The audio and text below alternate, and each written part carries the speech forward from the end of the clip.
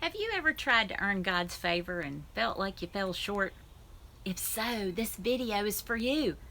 Today I'm talking with you about getting what you don't deserve, God's grace.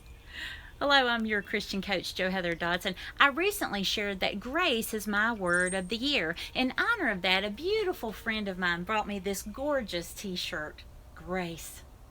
It inspired me to share with you what I've found out about grace so far this year. Number one, grace is about mercy, not merit. Grace is God's unmerited favor. It's about gifts freely bestowed or given by God to you. I can get caught up in the fact that I daily fall short in life. I'm not the Christian I need to be, not the wife I should be, not the parent I ought to be. The list goes on. But that's not where God intends for me to dwell. He wants my gaze focused on Him instead of all my faults and failures. Here's the question for you. What needs to shift for you in how you think about God's grace? Number two, grace is all about getting what you don't deserve. I used to go through a mental checklist to grade myself and see if I was doing what I was supposed to do as a Christian. Am I demonstrating my faith through my prayers, my presence, my gifts, my service? Whew. Ephesians 2:8-9 makes it clear, my works can't save me. My checklist and resulting actions were okay, but sorely insufficient in comparison with what God was freely pouring into my life.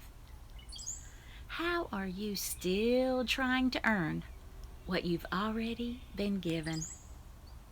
Number three, grace brings rest. I read that grace is all about the love of God for the unlovely. It's about the peace of God for the restless. It's written that grace is God's uncoerced initiative and pervasive, extravagant demonstration of care and favor. So how are you resting in God's extravagant grace? John Newton was the author of what many call the best hymn of all times, Amazing Grace. I think he summed up grace perfectly when he said, quote, I am not what I ought to be. Oh, how imperfect and deficient.